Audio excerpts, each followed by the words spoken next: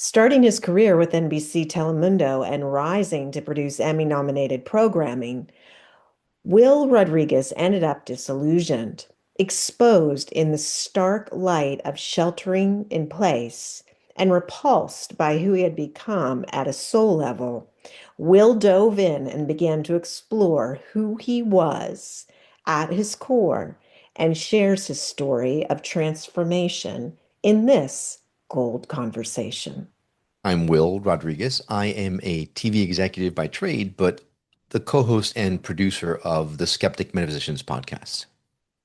And you have the voice for it, and you have the personality for it. I can't stop listening. And we want to say Karen Ensley is your co-host, correct? She is. She's my co-host, not just on the show, but in life as well. She's my life partner as well. Yeah, and you're wonderful together. So I Thank really you. want to know from you. I mean, the show Skeptic Metaphysicians, the Yeah. title says it in and of itself. So how did you even wake up enough to even want to have open conversations like that? Yeah, Whew. take us back. Yeah.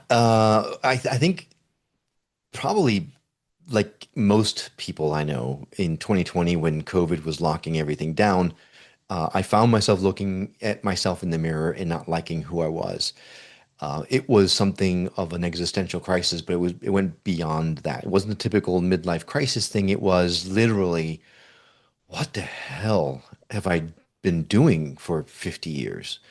And I spiraled into a really bad place where I ended up having to take some time from away from work and really tackle what was happening inside me. What was actually happening, that I wasn't aware of, is it was an actual spiritual awakening happening. I was starting to be shown things that wasn't aligned with who I'm supposed to be. I was very typical TV exec guy, very judgmental, very self-entitled, very angry, very when Karen beats up on me all the time because she thinks I'm being too difficult on myself. But I found myself pretty hateful. I just didn't like myself at all, very much. So I went to therapy, like most 3D people will do, and found the perfect therapist right my first shot. She was incredible. She turned me on to meditation, something I hadn't done in years, decades, maybe. And the meditation started to then bubble up all this stuff. This is way deeper. This is not a 3D problem. This is much more about who you are existentially, why you're here. The questions started coming up. And so I started going back to my days when I was a younger man, when I was looking into all the phenomena, the UFOs, the psychic phenomenon, the reincarnation, past lives, all that kind of stuff. I went back to that kind of mindset because, well, if the 3D is not it, what is? And this other stuff was out there that I had studied a long time ago, but abandoned many, many years ago. And one of the things I did was I picked up a book that I wasn't really fond of at the time, but I carried around with me since then for some reason. Didn't wasn't fond of it simply because it had the word God on the title. The book was Conversations with God with by Neil Donald Ah, Walsh, yeah. and I picked it up again to see maybe God is the answer. Well, God was the answer, but not in a traditional spiritual religious sense. If anyone's read Mhm. that book, they know it's probably the complete opposite of a spiritual or religious tome. It actually upends everything. And then the book started speaking to me in ways that it had never spoken to me before. And so I would read a passage and I would speak into my phone my thoughts on it. And then as a way to affirm for me, I would put it out. I put it out as as a podcast. It's basically just my musings. They started getting so personal. I mean, so personal. And it started involving other people. I didn't feel comfortable sharing this with the world at large because suddenly I started to get people listening. People were starting to download the show. So I took it down. And instead, I reached out to those people I knew back in my 20s and said, "Hey, I'd like to explore these things in a podcast because I've got big questions and I don't know who to turn. Would you mind coming and having a conversation with me?" And that's how it started, just having these conversations, and it changed everything. And I mean everything, Susan. Give me an example of even one everything that Mm. it changed in you. Well, back when I was having my existential crisis, if I had continued down that road, I would have lost everything. I would have lost my career, I would have lost my family, I would have lost possibly my life. I don't know, but it was a pivotal moment where Karen will now tell you I'm a completely different person than I was back then. And I laid at the feet of these explorations, this meditation, this spiritual search that I've been undergoing for the past 4 some odd years. But because I am still very pragmatic. I can't just believe things offhand. I've got to understand it in a way that I can wrap my head around it pragmatically. I need to touch it, feel it, sense it. I can't just take it on face value. So I would ask, I still do. I ask the questions. Well, are you sure? Like, how can you be sure about this? Was it a dream? Like, were you on drugs? There was drinking involved, right? Not in a rude way, but I like to wrap the pragmatic arms around a particular topic. And so something as simple as the law of attraction, manifestation, was something that I looked at with very much of a side eye. How can you just get out of thin air just develop this money that comes to you? Well, funny, I just wrote this yesterday, and now I know why because I was supposed to share it here. Um, there is a retreat that Joe Dispenza does, a week-long retreat that I've heard a lot about, didn't really care much for because I'm not a huge fan of Joe Dispenza's meditation voice, and not to mention spending thousands of dollars in an interest of trying to better myself in a week with one retreat. I don't know if that was really aligned with me, but I was talking to my sister-in-law and her kids for a while over the last month or two, and they went to several of them, and they explained to me how life-changing it was and how amazing of an experience it was. And so something in me went and it clicked and it changed. And so suddenly I found myself being a little bit more interested in this thing. So I looked into it, and there happens to be one happening in late October. The challenge is it's $2,500. And so with our budget at the time, there's the priorities being what they are, I couldn't justify it. So I said, okay, let's see if this stuff that I've been learning, if there's any legitimacy to this thing. So I'm just going to put it out in the universe.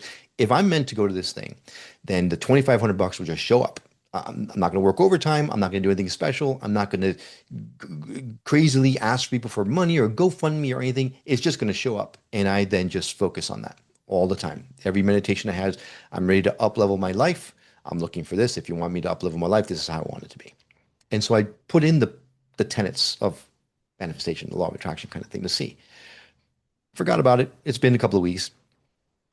Got a phone call unexpectedly by someone that we'd had on the show before. I had forgotten that she had offered us a pretty substantial commission on an affiliate partnership that we had with her based on the interview that we did. And she said, "Well, I just wanted to call and tell you, catch up with you, see how you're doing after this. And by the way, we had probably about 20 some odd people actually buy the services that we're providing from your show. And because of our agreement, your commission on that comes to $2,500. I can't make it up. I can't make it up. My jaw dropped. I turned to Karen at the time because we were on camera when this is happening. Turned to Karen. My eyes welled up with tears. I ran cold. I'm getting goosebumps right now just thinking about it. It was so precise. It's just too precise to be coincidence. The exact number that I said to the universe I needed, not needed, that I was going to have to so that I could go to this retreat was exactly the exact figure that landed on my lap. It was bizarre. So I would say I'm a believer now. Yeah, I love that. I love how that manifested for you. So, Skeptic Metaphysicians, the podcast, it's been about 4 years, has It's it been about that 4 years, yeah. Yeah, just about 4 years. So, just as it's been evolving, and I mean, you've obviously undergone transformation, soul evolution. Mm, What's that been for you? Like tangibly, another tangible. I'm always after the tangible, kind of like you. yeah. But but yeah, describe that process, will you? Yeah, I was just talking to Karen about this morning. I've learned an unbelievable amount in the last 4 years. I am not the same person. I agree with Karen. I'm much more patient. I'm much more understanding. I am more relaxed. There were some things happening at work. I know that you listened to one of our episodes not long ago that was causing me severe anxiety and angst. And I find myself now not caring as much because of a myriad of things, some of which you can hear on the show, others just a decision to let it go and allow the universe to show me that there's nothing to fear. Um, there is a marked peace about me. I found that when in my past, I mean, the whole reason why I was interested in psychic phenomena and all that kind of stuff was because of the tools, right? I wanted to astral project. I wanted to be able to read minds and things like that. I honestly, I would still love to astral project. I haven't done that yet, but it's no longer the focus. Now I find that the focus is more within. So whereas before doing a 10-minute meditation was pretty much the max for me because I'm too busy. I can't, 10 minutes is, you're lucky you have that. Now I'm regularly, routinely finding myself doing 30, 40, 45 hour long meditations without even blinking an eye, not even realizing how much time has passed. I'm getting much more in tune with who I am inside. I'm finding that the answers I'm finding are inside. So I'm not seeking validation outside. And that's been the biggest change, I think. Before, 100% validation, who I was purely dependent on what others thought of me and how I made an impact in the world. Now it's much more about how the internal world is externalizing itself through me. And that's been a huge difference for me. Are you able to pick that up quickly? Because I mean, I share that with you. It was all Yeah. external. I didn't understand it. Then I got the inside. Yeah. But still today, when I'm working on it, I'll catch myself, oh, yeah, you're going from the outside again. Like I Yeah. thought we dumped that, 2 years Yeah. ago. Yeah. Absolutely. You've got to put in the work. And one of the questions I asked a lot of people when they come on the show is, what's the magic pill? Where's the button that do you press? What's the light switch that you turn on? Inevitably, the answer's always been, you can't. You can't do this half-assed. You're either in or you're out. You have to make a commitment to your spiritual growth, or you're not. You're not going to. And either one is fine. It really is, as long as you get what you need. I found myself in a place where I wasn't content with the growth that I was experiencing. So I threw myself into it. I committed to taking the time and making the effort and putting the work in. And that made all the difference. If you don't put in the work, you're not going to just snap your fingers and make it happen. Yeah. Or it's not, paint by numbers from the outside, so It to is not. speak. It's a very individual thing too. It's My path is totally different than Karen's. It's totally different than yours. It's going to be. It's specifically we were made to have our own path forward because if we are all one, and I do believe we are all one now, Mm.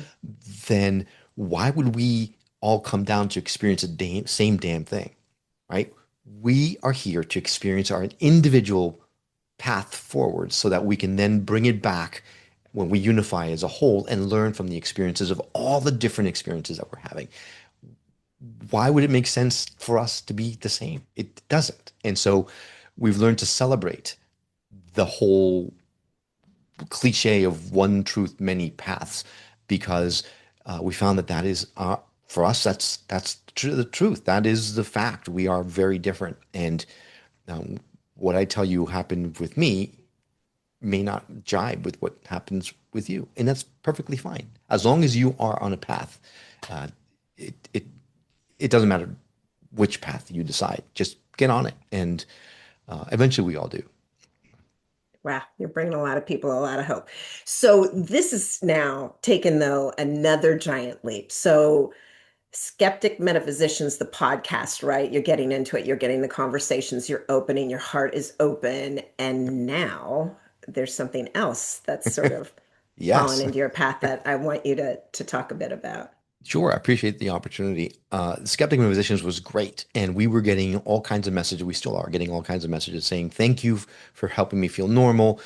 Thank you for giving me hope, helping me to understand that this is not a weird thing, that this is possible." And so we were thinking, if we're doing this much good with just one show. How much better would it be if we brought a lot of these shows together and started sharing these messages en masse? Karen likens it to each one of our individual shows is a little candle in the darkness, right? We're trying to pierce that darkness, but with that one little candle, there's not much you can do. But then off in the distance, you see all these other little candles flickering in the distance, also not doing much to get through the darkness. But what if we brought all those candles together and created this big, beautiful beacon? Can't can't possibly imagine how that wouldn't pierce the veil.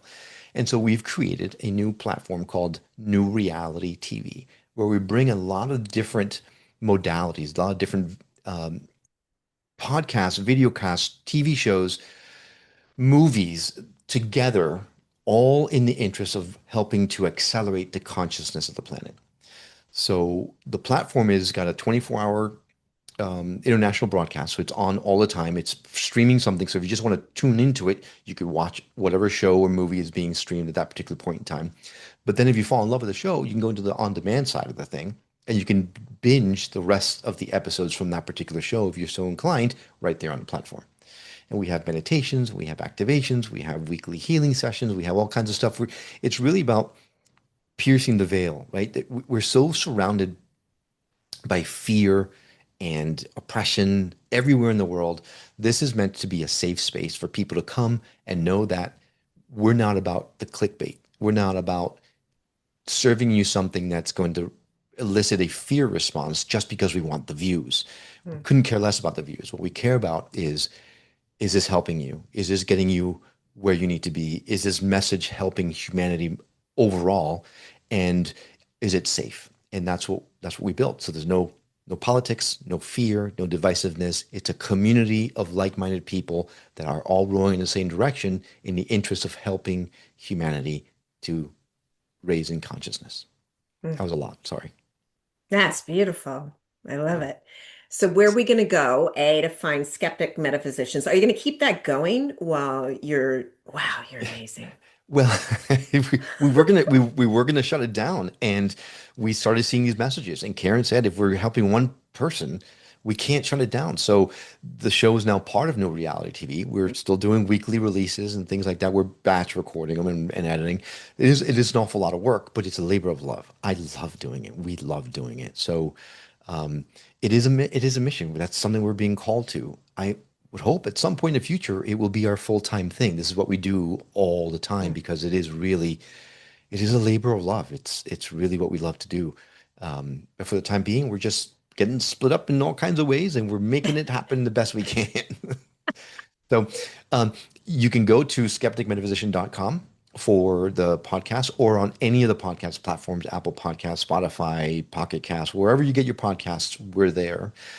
And if you prefer to watch the show, you can go to newrealitytv.com and binge all of our videos, plus 40 plus more shows that you can actually binge, plus documentary films and meditations and all kinds of stuff.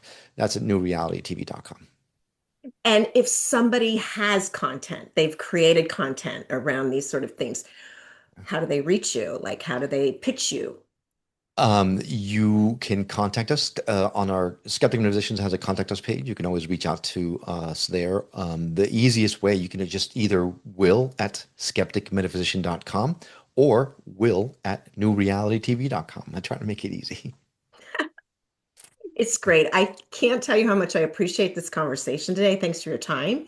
Oh, Thanks for sharing me. your experience. I Yeah. appreciate the invitation. I appreciate the opportunity to talk about it. This stuff really jazzes me up. So I thank you for creating the space for it.